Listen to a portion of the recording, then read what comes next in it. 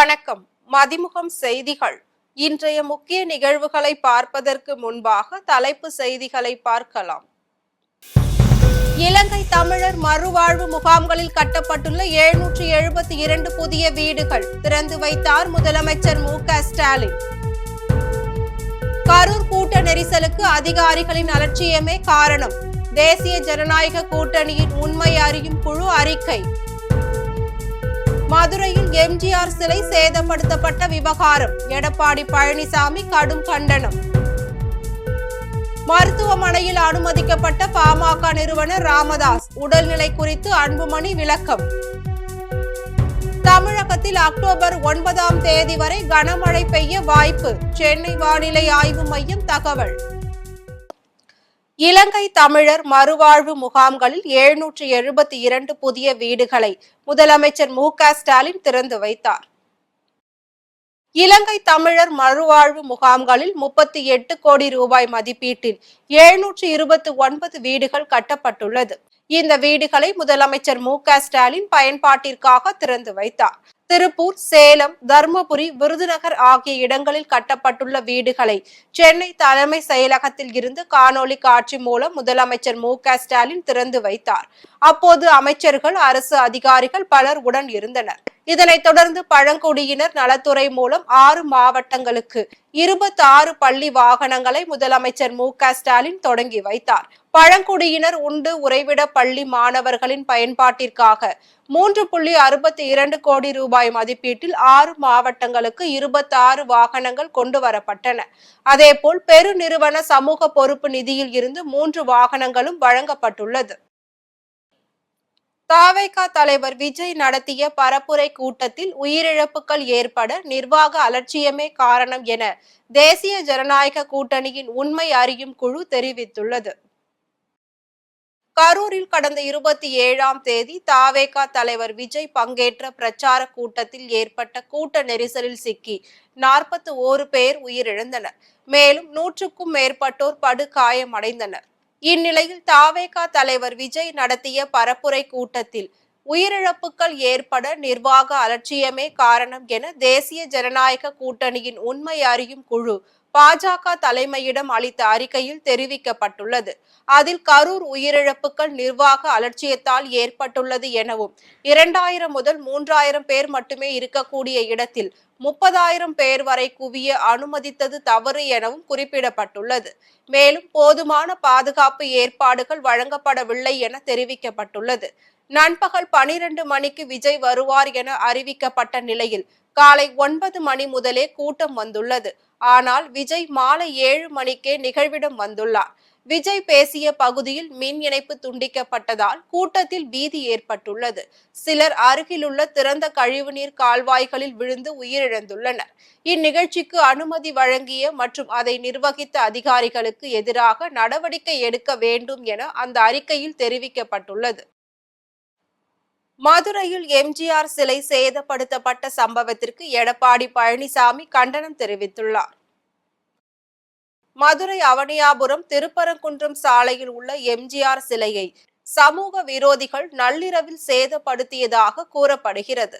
இதனை அடுத்து அப்பகுதியில் உள்ள அதிமுகவினர் 100க்கும் மேற்பட்டோர் அங்கு திரண்டதால் பரபரப்பு ஏற்பட்டது.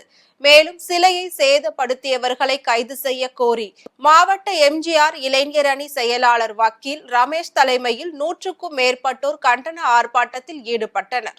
இந்நிலையில் இந்த சம்பவம் தொடர்பாக அதிமுக பொதுச் செயலாளர் அறிக்கை ஒன்றை வெளியிட்டுள்ளார். அதில் அவனியாபுரம் பகுதி வாடிவாசல் அருகே அமைந்துள்ள எம்ஜிஆரின் திரு உருவ சிலையை சேதப்படுத்திய சம்பவம் பெரும் கண்டனத்திற்குரியது எனவும் புரட்சி தலைவரின் புகழையும் அவரது கொள்கைகளையும் நேருக்கு நேர் எதிர்கொள்ள முடியாத கோழைகள் செய்த இழிவு செயலாகவே இதை கருதுவதாகவும் தெரிவித்துள்ளார். சிலையை சேதப்படுத்துவதன் மூலம் பொன்மன செம்மல் செய்த சாதனைகளையும் அவரது புகழையும் அவர் தனது திட்டங்கள் மூலமாக மக்களிடையே ஏற்படுத்திய புரட்சியையும் சிறிதளவு கூட மக்கள் மனதில் இருந்து குறைக்கவோ மாற்றவோ முடியாது என கூறியுள்ளார். மேலும் இச்செயலை செய்து பொது அமைதியை சீர்குலைக்க நினைக்கும் சமூக விரோதிகளை உடனடியாக கைது செய்து கடுமையான சட்ட நடவடிக்கை எடுக்கும்படி தமிழக அரசை வலியுறுத்துவதாக குறிப்பிட்டுள்ளார். பாமக நிறுவனர் ராமதாஸ் மருத்துவமனையில் அனுமதிக்கப்பட்டுள்ள நிலையில் அவரது உடல்நிலை குறித்து அன்புமணி ராமதாஸ் விளக்கம் அளித்துள்ளார். பாமக நிறுவனர் ராமதாஸ் உடல்நலக் குறைவு காரணமாக சென்னை 1000 விளக்கு பகுதியில் உள்ள அப்பல்லோ மருத்துவமனையில் அனுமதிக்கப்பட்டுள்ளார். அவருக்கு இதயம் தொடர்பான சிகிச்சைகள் அளிக்கப்பட்டு வருகிறது. இந்நிலையில் இன்று அப்பல்லோ மருத்துவமனைக்கு சென்ற அன்புமணி தந்தை ராமதாஸின் உடல்நலம் குறித்து மருத்துவர்களிடம் கேட்டறிந்தார். தொடர்ந்து செய்தியாளர்களை சந்தித்த அன்புமணி ராமதாஸ் இன்று காலை கார்டியோ ஆஞ்சியோ பரிசோதனை செய்யப்பட்டது எனவும் அதில் அவரது இதய இரத்த குழாய்கள் நன்றாக இருக்கிறது எனவும் தெரிய வந்தது என கூறினார். ஐயாவின் உடல்நிலை சீராக இருக்கிறது என கூறிய அவர் தொடர்ந்து 6 மணி நேரம் ஐசியூவில் இருப்பார். ஆனால் அவரை பார்க்க முடியவில்லை எனவும் 2 நாள் மருத்துவமனையில் ஓய்வில் இருக்க வேண்டும் எனவும் தெரிவித்தார். சென்னை அப்போலோ மருத்துவமனைக்கு மருத்துவ பரிசோதனைக்காக அனுமதிக்கப்பட்டார். அவர் மெடிக்கல் செக்அப். இன்று காலை மருத்துவர் ஐயா அவர்களுக்கு கார்டியோ ஆஞ்சியோகிராம் செய்யப்பட்டது. அந்த ஆஞ்சியோகிராமிலே இரத்த குழாய்கள், இருதயத்துக்கு செல்கின்ற இரத்த குழாய்கள் நன்றாக இருக்கிறது, பயப்படுவதற்கு எதுவும் இல்லை, ஐயாவுக்கு எந்த பிரச்சனையும் இல்லை என்று இருதய மருத்துவ நிபுணர்கள் சொல்லியிருக்கின்றார்கள். மேலும் 2 நாட்கள் மருத்துவமனையில் ஐயா ஓய்வெடுக்க வேண்டும். தொடர்ந்து கொடுக்கின்ற அந்த மாத்திரைகளை எடுக்க வேண்டும். மற்றபடி பயப்படுவதற்கு எதுவும் இல்லை என்று மருத்துவர்கள் சொல்லியிருக்கின்றார்கள். அது உள்ள இருக்கிறார், ஐசியூல இருக்கிறாரு, அதனால பார்க்க முடியல. ஒரு 6 மணி நேரம் இருப்பார், ஐசியூல இருப்பார். அதுக்கு பிறகு ரூமுக்கு வந்துருவாரு.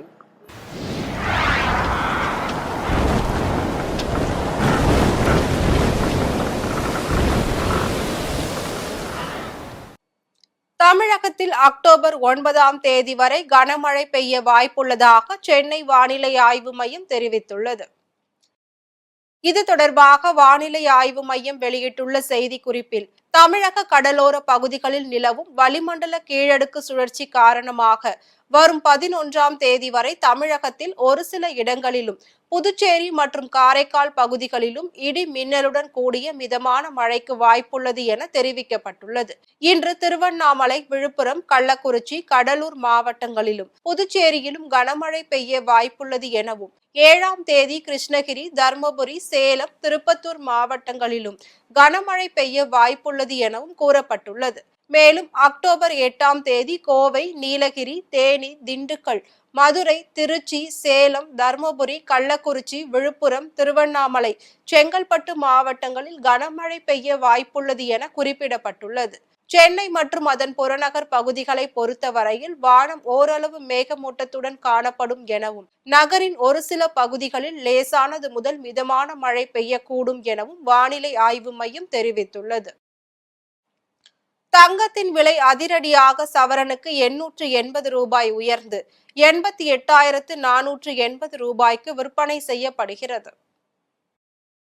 அதன்படி சென்னையில் ஆபரண தங்கத்தின் விலை சவரனுக்கு 880 ரூபாய் உயர்ந்து ஒரு சவரன் 88,480 ரூபாய்க்கு விற்பனை செய்யப்படுகிறது. கிராமிற்கு 110 ரூபாய் உயர்ந்து 11,060 ரூபாய்க்கு விற்பனை செய்யப்பட்டு வருகிறது. வெள்ளியின் விலையும் அதிகரித்து வந்துள்ளது. இந்நிலையில் 1 கிராம் வெள்ளியின் விலை 166 ரூபாய்க்கும் 1 கிலோ வெள்ளியின் விலை 1,66,000 ரூபாய்க்கும் விற்பனை செய்யப்பட்டு வருகிறது. திருப்பூர் மாவட்டம் காங்கேயம் கரூர் சாலையில் அரசு பேருந்து மோதிய விபத்தில் கூலி தொழிலாளி சம்பவ இடத்திலேயே பரிதாபமாக உயிரிழந்தார். திருப்பூர் மாவட்டம் வஞ்சிபுரம் அடுத்த எம்ஜிஆர் நகரை சேர்ந்தவர் சுப்பிரமணி. கூலி தொழிலாளியான இவர் தனது இருசக்கர வாகனத்தில் காங்கேயம் கரூர் சாலையை கடக்க முயன்றுள்ளார். அப்போது காங்கேயத்தில் இருந்து கரூர் நோக்கி சென்ற அரசு பேருந்து இருசக்கர வாகனத்தில் மோதியது. இந்த விபத்தில் சுப்பிரமணி சம்பவ இடத்திலேயே பரிதாபமாக உயிரிழந்தார். இது குறித்து தகவல் அறிந்து வந்த காங்கேயம் காவல்துறையினர் உடலை கைப்பற்றி விசாரணை மேற்கொண்டு வருகின்றனர். இந்நிலையில் இந்த விபத்து தொடர்பான சிசிடிவி காட்சிகள் வெளியாகி பரபரப்பை ஏற்படுத்தியுள்ளது. நம்பி வந்தோரை அரசியல் அனாதையாக்கிய பெருமை அம்மா மக்கள் முன்னேற்ற கழக பொதுச் செயலாளர் தினகரனுக்கு உண்டு என அதிமுக எதிர்க்கட்சி துணைத் தலைவர் ஆர்.பி. உதயகுமார் தெரிவித்துள்ளார். மதுரையில் அதிமுக எதிர்க்கட்சி துணைத் தலைவர் ஆர்.பி. உதயகுமார் செய்தியாளர்களை சந்தித்தார். அப்போது தமிழகத்தில் ஆளுமை தோல்வி, இயலாமை வகுக்கும் திட்டம் தோல்வி உள்ளிட்டவற்றால் புறக்கணிக்கப்பட்டு பொறாமையாகி அரசியல் காழ்ப்புணர்ச்சியால் தினகரன் பேசுவதை யாரும் பொருட்படுத்தவில்லை என விமர்சித்தார். நம்பியோரை நட்டாற்றில் விட்டுவிட்டு கருத்து கந்தசாமி ஆனவர் தினகரன் என கடுமையாக சாடினார். மேலும் 2026 தேர்தலில் எடப்பாடி பழனிசாமி மீண்டும் மறைந்த முதலமைச்சர் ஜெயலலிதா ஆட்சியை மலர செய்வார், அதில் எந்த சந்தேகமும் வேண்டாம் என தெரிவித்தார். அதாவது இது குறித்து நான் ஏற்கனவே காலையில விளக்கம் சொல்லியிருக்கேன். இருந்தாலும் கேட்கறதுனால நான் சொல்றேன். அனைத்து இந்திய அண்ணா திராவிட முன்னேற்ற கழக தொண்டர்களுடைய பிறப்பும், அனைத்து இந்திய அண்ணா திராவிட முன்னேற்ற கழகம் என்கிற மாபெரும் மக்கள் இயக்கத்தினுடைய பிறப்பும், திராவிட முன்னேற்ற கழகத்தினுடைய குடும்ப பாசம், அதாவது குடும்ப வாரிசு அரசியல், மன்னராட்சி, அதற்கு முடிவுரை எழுதுவதற்காகத்தான் அண்ணா திராவிட முன்னேற்ற கழகத்துடைய தொடக்க உரையை நம்முடைய புரட்சித் தலைவர் மன்னாதி மன்னன் மக்கள் திலகம் அவர்கள் உருவாக்கினார்.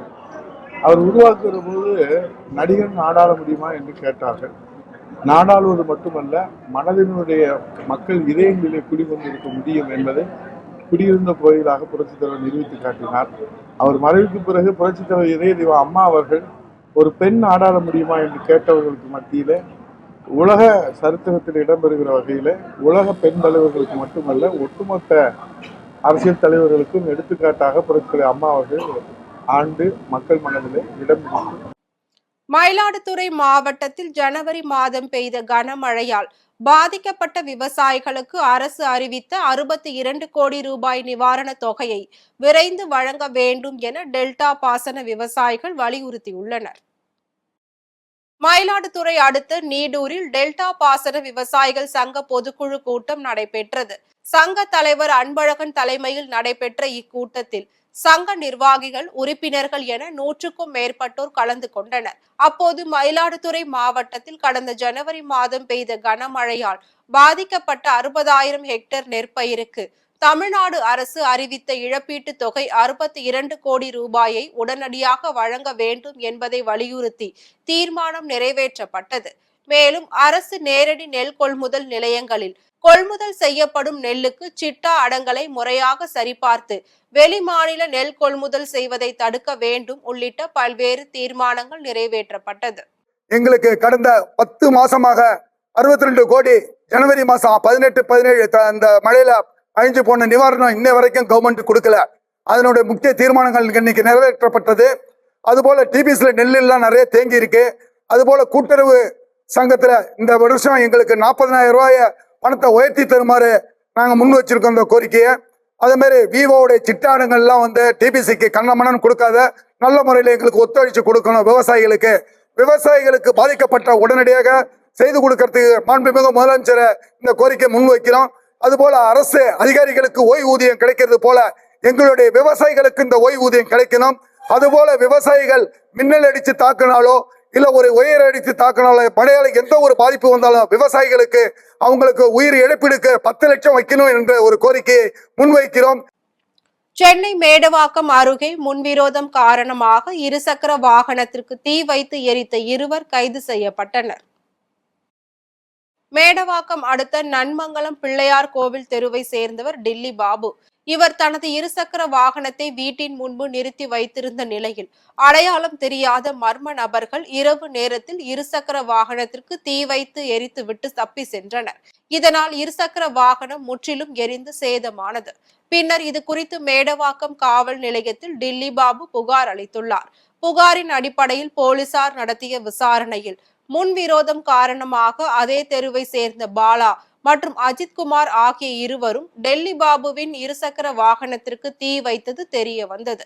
இதனை அடுத்து இருவரையும் கைது செய்த போலீசார் நீதிமன்றத்தில் ஆஜர்படுத்தி சிறையில் அடைத்தனர். ராணிப்பேட்டை வாரசந்தை மைதானத்தில் நடைபெறும் புத்தக கண்காட்சியை அமைச்சர் ஆர் காந்தி துவக்கி வைத்தார். ராணிப்பேட்டை வாரசந்தை மைதானத்தில் பள்ளி கல்வித்துறை மற்றும் பொது நூலக இயக்கம் சார்பில் 4ஆம் ஆண்டு புத்தக கண்காட்சி தொடங்கியது. இந்த கண்காட்சியை அமைச்சர் ஆர் காந்தி மற்றும் மாவட்ட ஆட்சியர் சந்திரகலா ஆகியோர் தொடங்கி வைத்தனர். தொடர்ந்து புத்தக கண்காட்சி அரங்கினை திறந்து வைத்து பார்வையிட்டார். பின்னர் மாணவ மாணவிகள் மற்றும் பொதுமக்கள் என 107 பயனாளிகளுக்கு 163 கோடி ரூபாய் மதிப்பீட்டிலான நலத்திட்ட உதவிகளை வழங்கினார். இதனை அடுத்து நிகழ்ச்சியில் பேசிய அமைச்சர் ஆர் காந்தி, இந்த புத்தக கண்காட்சியில் 60க்கும் மேற்பட்ட அரங்குகள் அமைக்கப்பட்டுள்ளது எனவும் 10 நாள் நடைபெறும் இந்த புத்தக திருவிழாவில் பள்ளி கல்லூரியில் படிக்கும் குழந்தைகளின் பெற்றோர்கள் தங்களது பிள்ளைகளை புத்தக கண்காட்சிக்கு அழைத்து வந்து அவர்களுக்கு தேவையான அறிவு சிறந்த புத்தகங்களை வாங்கித் தர வேண்டும் எனவும் கூறினார். வேலூர் மாவட்டம் பேரணாம்பட்டு அருகே இருசக்கர வாகன திருட்டில் ஈடுபட்ட 2 இளைஞர்கள் கைது செய்யப்பட்டனர். மத்தூர் கிராமத்தில் கடந்த மாதம் கோவில் திருவிழாவை முன்னிட்டு ஆடல் பாடல் நிகழ்ச்சி நடைபெற்றது. இதனை பார்க்க நரியம்பட்டு பனந்தோப்பு பகுதியை சேர்ந்த சுபாஷ் என்பவர் தனது இருசக்கர வாகனத்தில் சென்றுள்ளார். அப்போது அவரது இருசக்கர வாகனத்தை மர்ம நபர்கள் திருடி சென்றுள்ளனர்.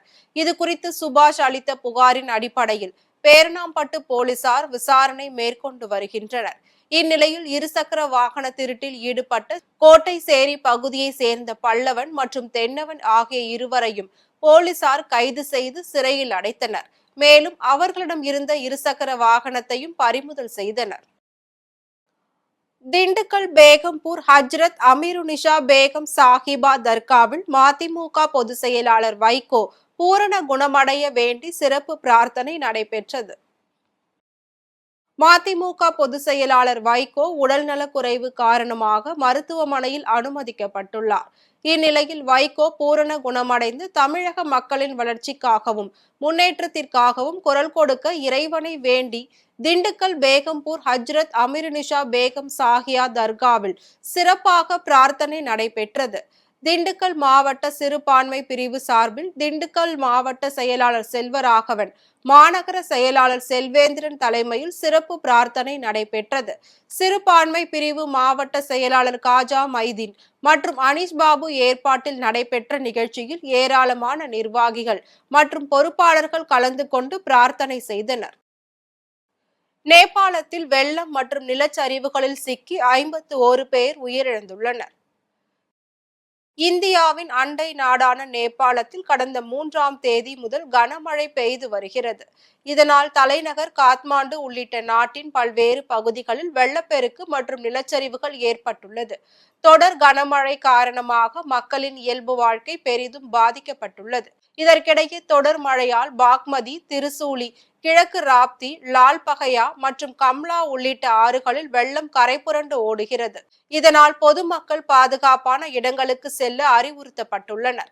நேபாளத்தில் கனமழையை தொடர்ந்து ஏற்பட்ட வெள்ளம், நிலச்சரிவு மற்றும் மின்னல் தொடர்பான சம்பவங்களில் சிக்கி மொத்தம் 51 பேர் பலியாகியுள்ளனர். இதில் இலாம் மாவட்டத்தில் 37 பேர் பலியாகியுள்ளனர். பிற மாவட்டங்களில் 12 பேர் உயிரிழந்துள்ளனர். 17 பேர் காயமடைந்துள்ளனர். இந்நிலையில் வெள்ளம் பாதித்த பகுதியில் தீவிர மீட்பு பணி நடைபெற்று வருகிறது. மீண்டும் தலைப்புச் செய்திகள். இலங்கை தமிழர் மறுவாழ்வு முகாம்களில் கட்டப்பட்டுள்ள 772 புதிய வீடுகள் திறந்து வைத்தார் முதலமைச்சர் மு.க. ஸ்டாலின்.